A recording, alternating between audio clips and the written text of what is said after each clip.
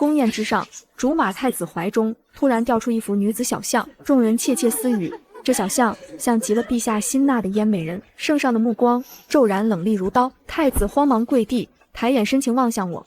儿臣新月丞相之女许如意多年，只是她与燕美人恰巧相像罢了。上辈子我信了他的鬼话，圣上当场赐婚，我携许家满门权势，助他步步登上帝位。可他登基那日，反手便屠我许家满门。他搂着改名换姓的燕美人，赐我3尺白绫。你与燕儿长得太像，朕看着碍眼。那日我腹中还怀着他的骨肉，在睁眼，我又回到宫宴之上，小象再次从他怀中滑落，我直接跪到御前。陛下明鉴，这根本不是我，是燕美人。太子谢诏的声音温柔如前世。儿臣新月丞相之女许如意多年，此乃她的小象，只是恰巧她与燕美人有几分相似。所有目光聚焦在我身上。殿下慎言，此话并非臣女。我抬起头，眼中蓄满金黄的泪，满座哗然。谢诏脸上的深情将临顺，我起身跪到御前，声音带着被冤枉的委屈。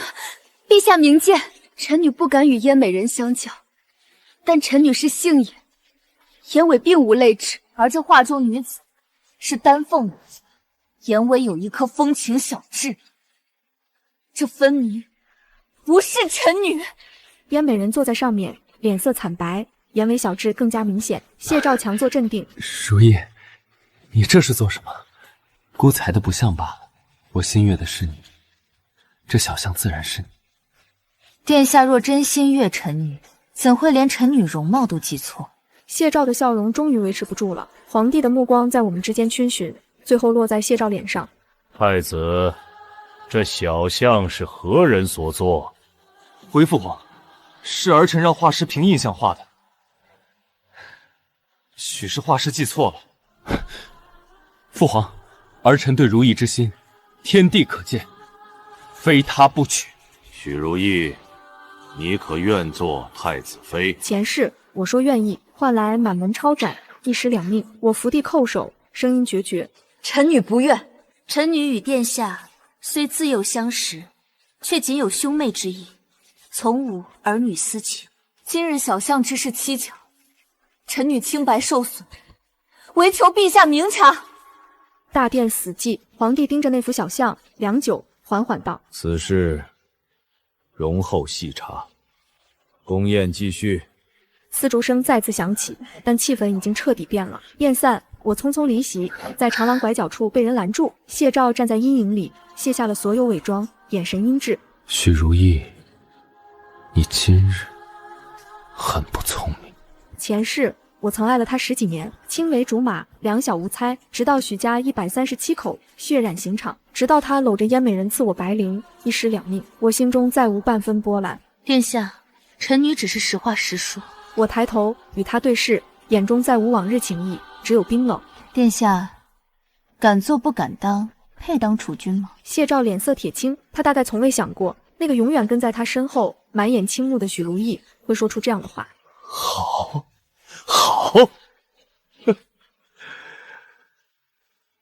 许如意，你最好别后悔。我屈膝行礼，姿态恭谨。臣女告退。拂袖转身，再未回头。这一世，我要谢诏与燕美人血债血偿。回到府中，我直奔父亲书房。父亲，许家绝不能支持太子。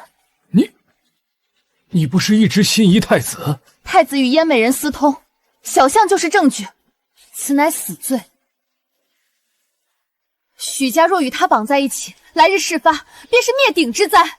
书房死寂良久，父亲长叹：为父其实更看好四皇子。四皇子谢毅仁厚谦逊，行事稳重，只是你从前满心满满都是太子，为父不便多言。原来如此，前世父亲本有更好的选择，是我亲手将许家推上绝路。第二天一早，太子的请帖就送进了许府。殿下请许姑娘过府一叙。烫金的帖子，字迹俊逸，一如谢诏那人，虚伪至极。我去了东宫的书房里，谢诏坐在书案后，见我进来，亲自为我侦查。他语气温柔，像从前哄我时一样。如意，昨日是我不好，不该逼你。我想了一夜，你我青梅竹马，情分非比寻常。你若愿嫁我，太子妃之位永远是你的。不过，我与燕美人少时便有旧情，那时她只是将军府一个庶女。我们两情相悦，可我从军中历练完回京后，他家却将她送进了宫，我放不下她。如意，你若为太子妃，只需在明面上掩护我们，我绝不负你。许家的荣光，你的后位，我都会给。一字一句与前世一模一样，连那故作深情的表情都分毫不差。前世我就是信了他这番鬼话，现在我却只觉得恶心。我站起来，声音平静：“殿下，您这是秽乱后宫，罪不容诛。臣女可不敢做这等诛九族的事。若殿下逼臣女，臣女便将此事说出去。”你有证据？不需要证据，只要圣上心中有所怀疑，殿下日后必定不会好过。许如意，你别敬酒不吃吃罚酒。本宫若要对付丞相府，有的是手段。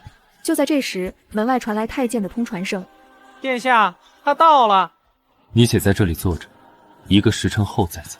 门开了，燕美人款款走进来，一身素色衣裳，头上戴着帷帽。她看到我，愣了一下，随即笑了：“哟，这就是许姑娘。”她走到我面前，上下打量我，然后凑近我的脸，轻声说：“有几分像本宫，是你的福气。”我攥紧了拳头，谢诏警告我别乱说话。然后他让人捧出一堆赏赐、绸缎、首饰、古玩。这是给你的，回去好好想想。我收下封口费，恭顺行礼，回到府中，父亲已经在等我，眉头紧锁。太子今日后赏，外面都在传说太子对你情深意重，那日的小象就是你，不日便会请旨赐婚。还请父亲尽快帮我挑一门好婚事吧。父亲看了我一眼，嘴角露出一丝笑意。他从书案上拿起一封帖子，我已经挑好了。我打开一看，四皇子谢意。3日后，宫中传出消息，燕美人有孕了，皇帝老来得子，本是大喜。但紧接着，太子深夜被急召入宫，御书房灯火通明，直至天明。我在府中收到眼线密报，皇帝疑心太子与燕美人有染，疑心燕美人腹中骨肉不是自己的。他召见太子，反复盘问宫宴小象之事。太子咬死不认，坚称只心悦我一人，甚至长跪御前，苦求皇帝为我与他赐婚。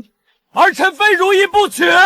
听说他磕得额头见血，做戏做全套，不愧是谢诏。第二天一早，宫里传来旨意，宣我进宫。御书房外，我看到了谢诏，他跪着，额头抵在地上，一动不动，好一副痴情模样。见我走来，他猛地抬头，眼中尽是哀求。如意，待会儿父皇问你，你一定要说愿意嫁给我。只要你我婚事定下，小象之事便算作是是你，父皇一信自消。我停下脚步，低头看他，他的脸因为跪了太久而苍白，嘴唇干裂，眼睛里布满了血丝。我微微一笑，声音打断他：“殿下，怕是不能如您所愿了。”你什么意思？我没有回答，从他身边走过，进了大殿。皇帝坐在龙椅上，眼下有青黑，显然一夜没睡。许如意，臣女在。太子说他倾心于你多年，非你不娶，你如何说？臣女惶恐。臣女与太子仅有兄妹之谊，并无男女之情。可太子为你在朕殿前跪了一夜。陛下明鉴，若太子真对臣女有意，为何从前从未表露，偏在小象之事后突然情深似海？臣女实在惶恐，太子所图究竟是臣女，还是借臣女之名掩盖其他？话音落，殿内死寂良久。皇帝缓缓道：“太子与燕美人可有私情？”这个问题像一把刀悬在我头顶。我当然知道，但现在御书房没有旁人，我不能说出来。臣女不知，臣女只知那幅小像绝非臣女，至于其他，臣女不敢想，也不敢知。臣女父亲已为臣女与四皇子订婚，望陛下成全。赐婚圣旨，明日送到。我叩首谢恩，心中却盘算怎么让皇帝发现真相。燕美人有孕，谢兆心急，皇帝疑心，步步紧逼，而我只需轻轻推一把，推他们走向万劫不复。走出大殿时，我心里已经有了计策。穿过御花园，我正要出宫，身后传来脚步声。许姑娘，我回头，燕美人站在花径尽头，一袭素衣，小腹微微隆起。她走到我面前，笑容温柔。许姑娘，陛下跟你说了什么？我看着她，心中冷笑。她急了，上辈子她可从来不会主动找我。陛下说，明日会给我赐婚。燕美人握紧了帕子，指节泛白。她以为皇帝是要给我和太子赐婚，我当然不会告诉她真相，毕竟我要的就是她急。我忽然叹了口气，语气惆怅。燕美人，其实有件事我一直想告诉你。什么事？太子殿下心里的人，其实是我。你只是我的替身，因为我与你有几分相似，他才注意到你。但他真正爱的人是我，毕竟我和太子才是青梅竹马。你胡说！太子爱的是我，他亲口告诉我的。他为了我，连太子之位都不在乎。许如意，你别得意！我肚子里有太子的孩子，你知道这意味着什么吗？如果这个孩子没了，你觉得太子还会娶你吗？我心中一沉，上辈子他知道这个孩子留不得，于是用这个孩子拉下了贵妃。这辈子看来他要用这个孩子对付我。他猛地抓住我的手往自己身上推，然后他向后倒去，他摔在地上，裙摆下渗出血来。许如意，你为什么要推我？我的孩子！我站在原地看着他演戏，然后我笑了。我蹲下来，声音很轻。燕美人，你转头。他愣住了，我朝他身后努努嘴，他转过头，花径尽头，皇帝站在那里，脸色铁青，他身边是被太监架着的谢兆，谢兆的脸色惨白，浑身发抖。你刚才说你肚子里的孩子是谁的？燕美人瘫在地上，嘴唇哆嗦，一个字都说不出来。她看着我，眼中满是恨意。我站在原地不动声色，禁军上前把燕美人拖走。她尖叫着，呼喊着，被拖进了黑暗里。皇帝看向谢兆，目光如刀。逆子！父皇，儿臣是被冤枉的。哼，冤枉！朕亲耳听到，他亲口所说。你告诉朕，是冤枉？谢兆张了张嘴，一句话都说不出来。皇帝闭了闭眼，在睁开时，眼中只剩冷厉。来人！太子谢兆德行有亏，即日起幽禁东宫，无旨不得外出。燕美人打入冷宫，听候发落。谢兆瘫倒在地，被拖走时，他抬起头，死死盯着我，那一眼里有恨，有不甘，有绝望。我看着他，想起上辈子他赐我白绫时的样子，那时他是高高在上的皇帝，我是跪在地上的弃妇。我收回目光，屈膝行礼。陛下英明。皇帝看着我良久，叹了口气。许如意，你是聪明人，知道什么该说，什么不该说。回去吧。走出宫门时，阳光正好，谢意站在马车旁等我。他没有问我发生了什么，只是伸出手。上车吧。我握住他的手，上了马车。马车缓缓驶离宫门，身后那座困了我2辈子的牢笼越来越远。次日一早，圣旨到了徐府，第一道是废太子的旨意。太子谢兆德行有亏，不堪储君之位，即日起废为庶子，迁居皇陵别院，终生不得出。第二道是赐婚的旨意。丞相之女许如意温良淑德，堪配皇室，特赐婚四皇子谢意，择日完婚。父亲叩首谢恩，起身时眼眶微红。如意，苦了你了。不苦，比起上辈子满门抄斩，这点苦算什么？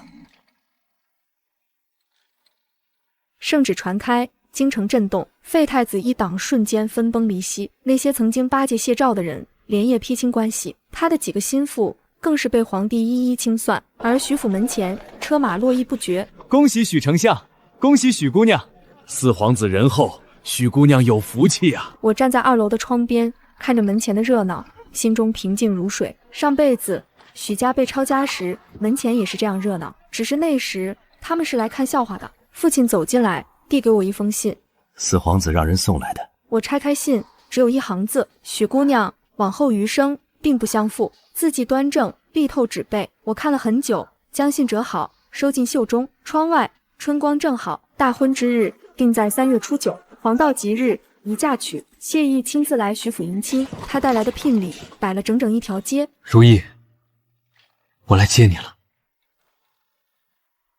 我盖上红盖头，被他牵着手，一步步走出徐府。上辈子我也曾这样出嫁，那时我以为自己是全天下最幸福的人，以为谢兆会对我好一辈子。我握紧谢意的手，他的手很暖。别怕。我愣了一下，他怎么知道我在想什么？你的手在抖，别怕，我在。好。婚礼在四皇子府举行，不似太子大婚那般奢华，却庄重温馨。一拜天地，二拜高堂，夫妻对拜。我弯腰时，红盖头微微晃动，透过缝隙，我看到谢意嘴角的笑，那笑容很淡，却很真。送入洞房后，谢意没有急着掀盖头，她坐在我身边，安静了很久。如意，我知道你嫁给我，不全是因为喜欢。但我向你保证，我会对你好，不会让你受委屈，不会让你后悔。我这人嘴笨，不会说什么漂亮话，但我说的都是真的。红盖头下，我眼眶发热。上辈子我听过无数漂亮话，谢兆说非你不娶，说此生不负，说你是我最重要的人。结果呢，这辈子终于有人愿意对我说真话了。谢意，掀盖头吧。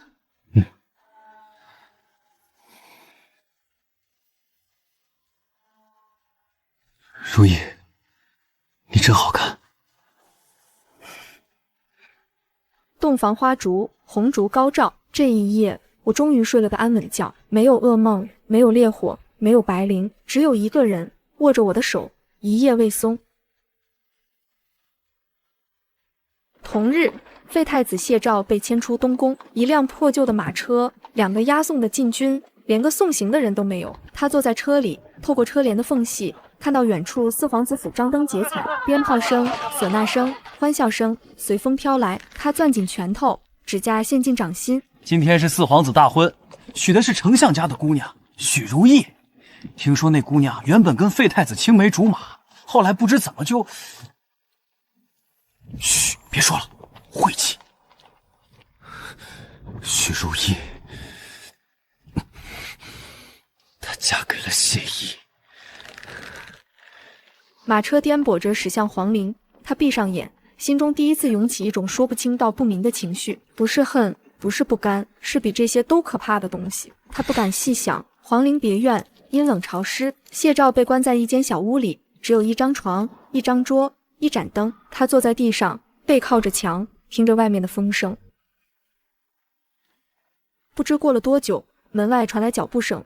燕美人生了。孩子呢？四太，燕美人疯了。谢兆愣住，疯了？那个他爱了这么多年的女人疯了，他们的孩子死了，而他被囚在这皇陵里，连出去看一眼都做不到。他突然想起许如意，想起他从前看他的眼神亮晶晶的，像盛满了星星，想起他每次见到他都会红着脸喊殿下，想起他在他面前永远温柔，永远听话。他当时觉得理所当然，现在他忽然觉得好像有什么东西被他弄丢了，而且再也找不回来了。婚后第3个月，谢意被封为太子，皇帝在朝堂上亲口宣布，满朝文武无一人反对。太子册封大典那天，我站在他身侧，接受百官朝贺，阳光照在他身上，他侧头看我，嘴角微微上扬。如意，我说过，不会让你后悔。我知道。册封后，谢意开始着手清查前太子余党，这是他作为太子的第一件大事，必须办得漂亮。我没有多说什么，只是在他书房里放了一份名单，那是前世我记忆中谢兆暗中勾结的官员，以及燕美人娘家协助传递消息的证据。谢意看到名单时愣了一下。如意，这些太子不必问来源，只需查证便是。7日后，刑部、大理寺、督察院联合上奏，皇帝震怒，下旨彻查。半月之内，谢兆的势力被连根拔起，燕美人娘家将军府全族流放岭南。消息传到皇陵时，谢兆正在抄经，他每日抄经，说是替燕美人祈福，替死去的孩子超度。听到太监传话，他手中的笔顿住了。将军府流放了。燕美人也跟着去了，听说路上就病倒了，也不知能撑多久。许如意呢？许姑娘，哦，太子妃过得很好，太子对她极好，满京城都知道。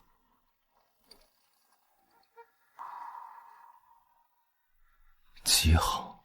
太监退下后，他一个人坐在桌前，盯着那团墨迹，看了整整一夜。处理完这一切的夜晚，谢意回到寝宫，握住我的手，他的手很暖。如意，这些日子辛苦你了。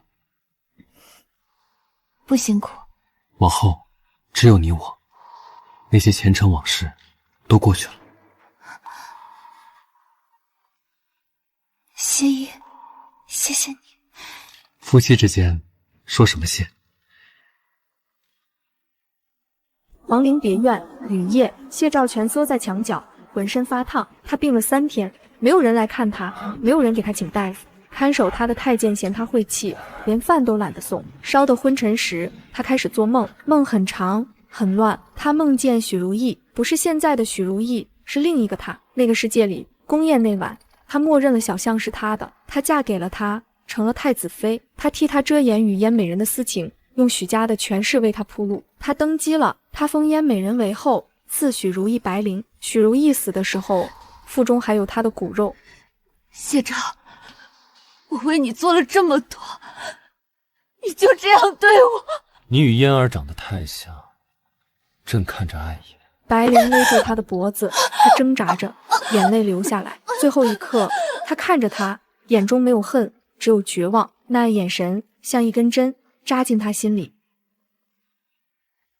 梦醒了，谢兆猛地坐起来，浑身冷汗，他大口喘着气，心脏像是被人攥住了一样疼。是梦吗？太真实了，那种真实不像梦，像记忆。他想起这辈子宫宴那晚，许如意当众否认小象是他的，他看着他的眼神冰冷疏离，没有半分从前的倾慕。他一直不明白为什么他突然变了，现在他好像明白了。他也是，他也记得，他记得上辈子发生的一切，所以这辈子他不肯嫁给他，所以这辈子他要毁了他。谢兆瘫坐在地上，浑身发抖。他想起上辈子许如意看他的眼神亮晶晶的，盛满了星星。这辈子那双眼里的星星是他亲手熄灭的。他想起上辈子登基后，他赐他白绫时，他眼中的绝望。这辈子他亲手将原本属于自己的地位推给了谢意，他亲手将那个深爱他的女人推给了别人。巨大的痛苦涌上来，他弯下腰，干呕起来。他发出一声嘶哑的吼叫，拳头狠狠砸在地上，血从指缝渗出来。他浑然不觉，雨下了一整夜，他在雨中跪了一整夜。天亮时，看守的太监发现他晕倒在泥水里，浑身滚烫，嘴里还在喃喃说着什么。凑近一听，是2个字：如意。数年后，谢意被正式登基，我成为皇后，许家地位稳固，父亲被加封为太傅，母亲也被封为一品诰命。这些年，谢意待我极好，朝堂上的事他从不瞒我，我的建议他都会认真听。他知道我聪明，从不会用女子不该干政这种话压我。他尊重我，信任我，护着我。每年春天，我们都会出宫踏青，杏花树下，他为我簪花。如意，好看吗？好看。我说的是花。不，我说的是人，花也好看，人更好看。日子就这样一天天过去，皇陵里谢兆已经老了，他不到30岁，头发却白了一半。这些年的囚禁消磨了他所有的锐气，他不再愤怒。偶尔他会在夜里想起许如意，想起他小时候跟在他身后喊太子哥哥，想起他偷偷塞给他自己绣的香囊，针脚歪歪扭扭的，想起他每次见他都红着脸，眼睛亮亮的。那些记忆像刀子一样，一刀一刀割着他。他买通了一个看守，想打听外面的消息。皇帝皇后怎么样？好着呢。昨儿还听说皇帝带皇后娘娘去城外踏青，杏花开得正好，圣上给皇后簪花。能不能帮我带个花？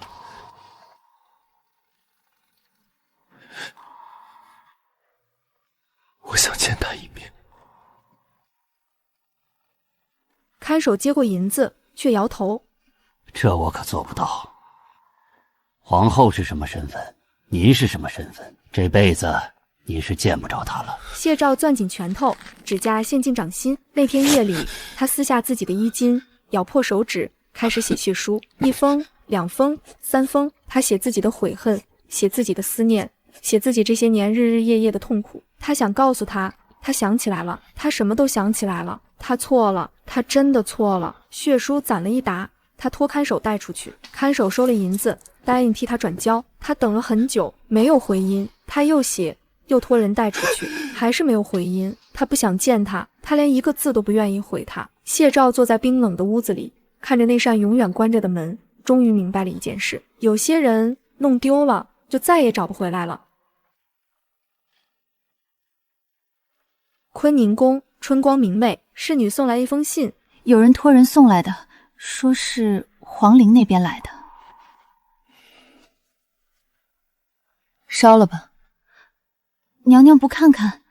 不必了。侍女领命，将信投入火盆，纸页在火中卷曲，化作灰烬。我站在窗前，看着那些灰烬飘散，心中没有半分波澜。上辈子我爱了他10几年，为他背锅，替他遮掩，用许家满门为他铺路。他赐我白绫时，可曾犹豫过一瞬？这辈子他要见我，凭什么？又过了数年，许家更加显赫，弟弟们入朝为官，个个争气，而我与谢意育有1子1女。小皇子聪慧，小公主可爱。每日下朝后，谢意都会来坤宁宫陪我用膳。如意，你说咱们闺女像谁？像你。是吗？我觉得像你，好看。我被他逗笑了。这样的日子，从前想都不敢想。皇陵里，谢兆病了，这一次病得很重。看守的太监去请太医，油尽灯枯了，准备后事吧。他睁着眼看着头顶的房梁，不知在想什么。许如意，她现在是皇后了。你说什么？他闭上眼，没有再说话。最后那一刻，他恍惚间看到一些画面：杏花树下，一个小姑娘红着脸递给他一个香囊。太子哥哥，这是我绣的，送给你。丑死了。那我下次绣好看点。没有下次了，他再也见不到他了。谢兆闭上眼，眼角滑下一滴泪。对不起。这是他这辈子最后2个字。消息传到宫里时，我正在给小皇子讲故事。母后，后来呢？小白兔找到家了吗？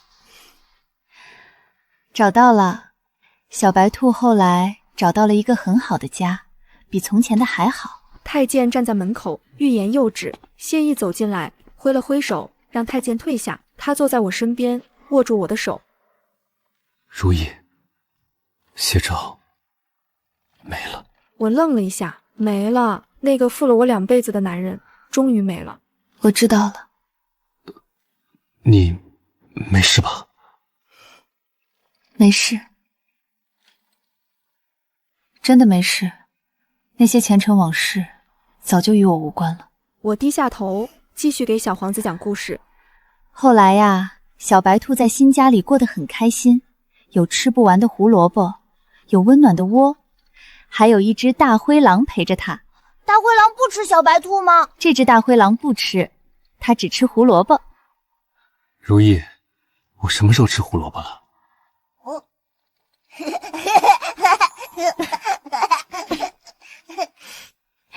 窗外春光正好，鲜花开满枝头，花瓣随风飘落，落在窗台上，落在书案上，落在我的发间。谢意伸手轻轻拂去我发间的花瓣。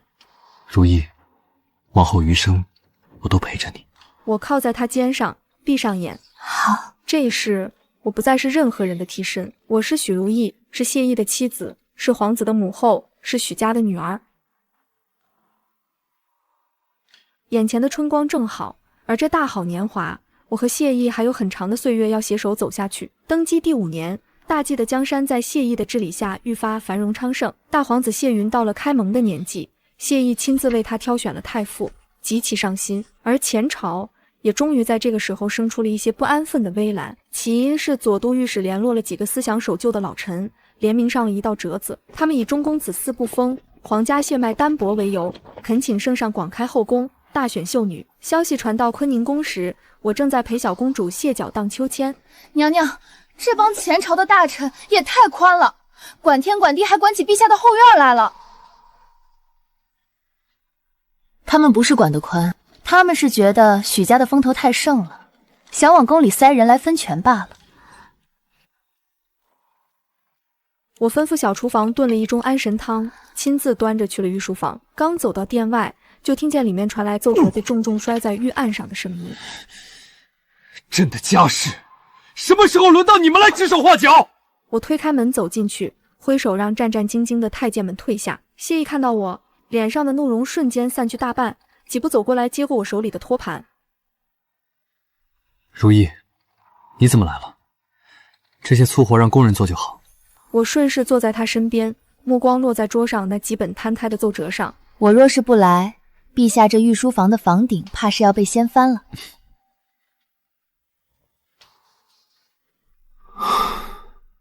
这帮老顽固，整日里不思政务，就知道盯着朕的后宫看，真当朕的脾气是泥捏的。陛下何必与他们置气？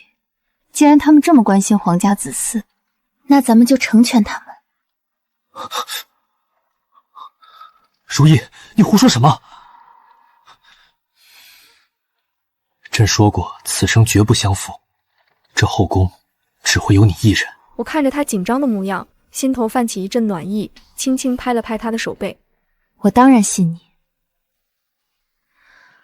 我的意思是，既然他们觉得后宫空虚，那我们就给他们算一笔账。我走到御案前，拿起朱砂笔。历朝历代一次选秀的糜费，至少在10万两白银以上。若纳入妃嫔，每年的宫分、脂粉、赏赐、殿御修缮，林林总总又是几10万两。如今西北边防正在修缮工事，江南又要兴修水利，国库虽然充盈，但每一分钱都该花在刀刃上。明日早朝，陛下不妨将这笔账算给他们听，问问他们，是要用这笔钱充实后宫，还是要用这笔钱打造铁甲卫国，兴修水利安民？谢意的眼睛渐渐亮了起来，嘴角勾起一抹赞赏的笑意。不仅如此，我听说左都御史家宅不宁，他那位得宠的小妾仗着生了儿子，逼得正妻几度寻死。陛下可以顺便提点他几句，一屋不扫何以扫天下？连家宅都管不好，还有心思管皇帝的后宫？谢意听罢，一把将我揽入怀中。我的如意，当真是朕的女诸葛。第2日的早朝上，谢意一分情面都没留，将这套说辞狠狠砸在那几个敢于选秀的大臣脸上。左都御史被当众揭了宠妾灭妻的短，面如土色，连连叩首请罪。选秀风波平息后，日子重归平静，大计迎来了少有的繁荣盛世。大皇子谢云被正式册封为太子，搬入了东宫。他继承了谢意的仁厚温和，又有着我的果决与清醒，深受朝野上下的敬重。而小公主谢角却长成了一个让我们十分头疼却又万分宠溺的古灵精怪。她不喜欢琴棋书画，偏偏对骑马射箭和算学经商有着浓厚的兴趣。宫里的教养嬷嬷被她气跑了3个，谢意却总是笑呵呵地护着她。女孩子活泼些好，朕的女儿便是要把这天捅个窟窿，朕也替她兜着。我深知强行束缚只会适得其反，便干脆在宫里给他建了个小型马场，还让他跟着户部的老臣学看账本。这一年深秋，谢意看着堆积如山的折子，突然放下朱笔。如意，这四方的宫墙太闷了，咱们带上韵儿和角角去江南看看吧。我微微一愣，随即笑着点头应允。微服私访的旨意很快传达下去，太子谢云流经监国，由我父亲许太傅从旁辅佐，谢意则换上了一身寻常富商的青色锦袍。我梳了简单的妇人发髻，带着兴奋不已的谢脚，一路南下。江南的水乡果真如诗中所写那般烟柳画桥，风物宜人。我们在苏州城包下了一间客栈，打算多住几日，体察民情。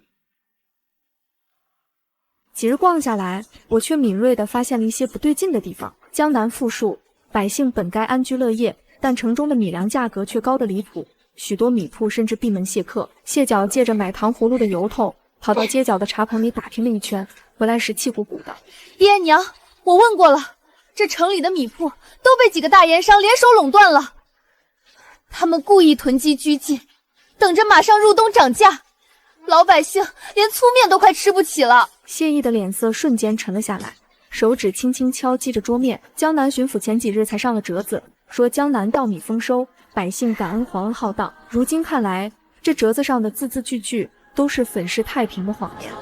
看来这江南的官商已经勾结成了一张大网，把老百姓的活路都给兜住了。我按住他的手，给了他一个稍安勿躁的眼神。我们既然是微服私访，就不能大动干戈，否则只会打草惊蛇，让他们销毁证据。谢意看向我，眼中恢复了冷静。如意有什么好主意？角角，你不是跟户部尚书学了半年的算账吗？敢不敢去探探他们的底？娘放心，包在我身上。接下来的几日，我们一家三口化身成了从北方来收购丝绸和粮食的巨贾。谢意出手阔绰，很快就吸引了那些囤积居奇的盐商们的注意。他们在苏州城最大的酒楼设宴款待我们，席间他们拿出伪造的账本和库房单据，试图以高出市价3倍的价格把陈米卖给我们。谢角作为我身边的小账房，只是随便翻了几页账本，就指出里面实际处自相矛盾的地方。诸位老板，你们这出入库的记录对不上江南运河的漕运批卷啊！盐商们的脸色变了，为首的那人更是冷汗直冒。我趁机抛出了诱饵，暗示我们手里有北方的独家盐引，只要他们愿意低价放出粮食，这盐引就是他们的。贪婪最终战胜了理智，他们不仅交出了真实的粮仓底单，还把与地方官员勾结的分赃账本一并作为了投名状。拿到确凿证据的那天晚上，谢意立刻调动了隐藏在暗处的锦衣卫，没有严刑拷打，没有血流成河。当几大箱真实的账本和粮仓底单摆在江南巡抚面前时，他面如死灰，直接瘫软在地。苏州城的粮仓被悉数查封，囤积的粮食以平价重新投入市场，百姓们在街头欢呼雀跃，而我和谢意已经悄然踏上了返京的归途。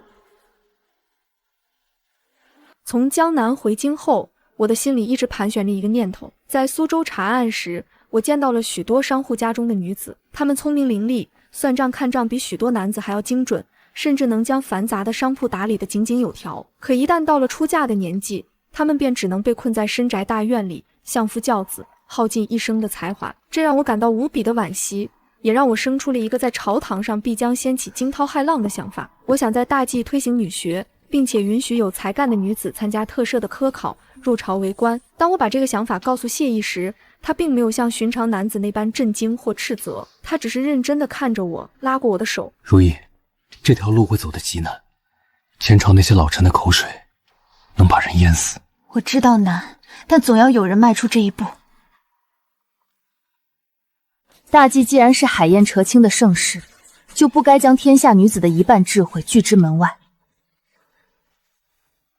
好，朕便陪你一起将这天下的规矩改一改。不出所料，当推行女学的诏书刚刚在朝堂上拟出风声，便遭到了国子监和翰林院那群老儒生的激烈抵制。他们痛心疾首，上书陈词，说女子无才便是德，女子抛头露面是有违三纲五常，会乱了天下根本。甚至有几个老御史扬言要撞死在太和殿的龙柱上，以死明志。面对这种局面，谢意没有动怒，更没有动用强权压制。他按照我们事先商量好的计策，在太和殿外举行了一场别开生面的文苑雅集。这不仅是一场比拼诗词歌赋的雅集，更是一场考验实务能力的较量。我不仅让京中的贵女参加，还特许了民间有些才学的女子报名，谢角自然也混在其中，摩拳擦掌，准备大干一场。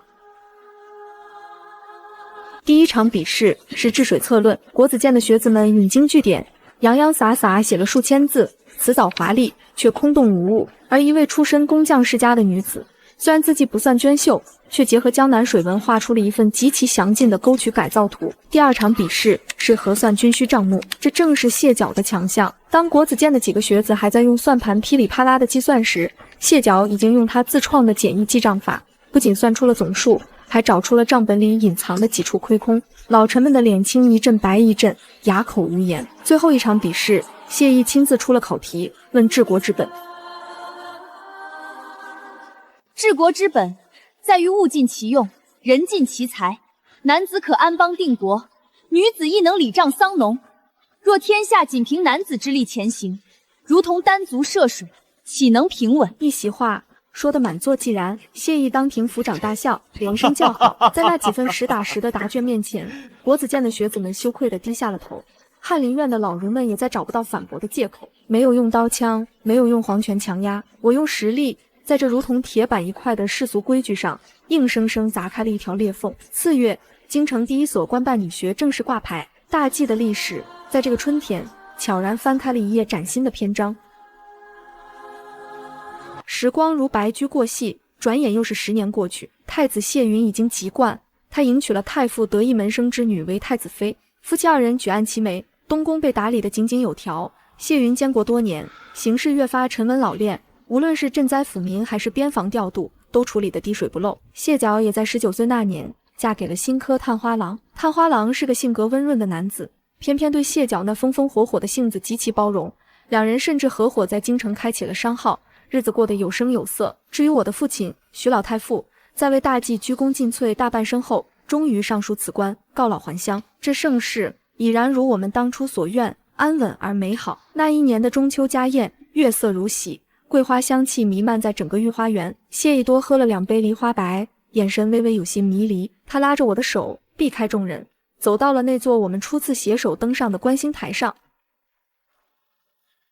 晚风拂过，吹起了他的衣摆。我转头看他，发现他鬓角的白发似乎又多了几根。你还记得当年我大婚时对你说过的话吗？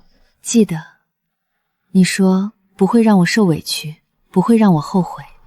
是啊，我答应过你，往后余生定不相负。如今玉儿已经能够独当一面，大计四海升平，百姓安居乐业。如意，这皇位我做了快30年，有些累了。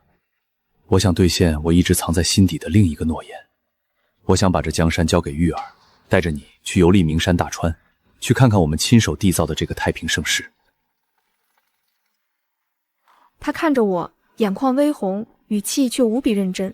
做一对只羡鸳鸯不羡仙的寻常夫妻，你可愿意？我看着眼前这个男人，回想起这2生2世的种种。上辈子我倾尽家族为谢兆铺路，换来的只有白绫和背叛。这辈子我选择了谢毅，他没有甜言蜜语，只有长达30年的绝对信任、包容与并肩而行。我没有迟疑，坚定地点了点头。好，我陪你。次日早朝，当谢毅宣读退位禅让的诏书时，朝野震动，大臣们齐刷刷跪了一地，哭求圣上收回成命。但谢毅的决心已下，权力的交接没有丝毫的腥风血雨，平稳的仿佛只是做了一场例行的朝会。谢云含泪接过了传国玉玺，正式登基称帝，改元建和。而谢毅则带着我乘坐一辆外表极其普通的马车，悄然离开了这座困了无数人一生的紫禁城。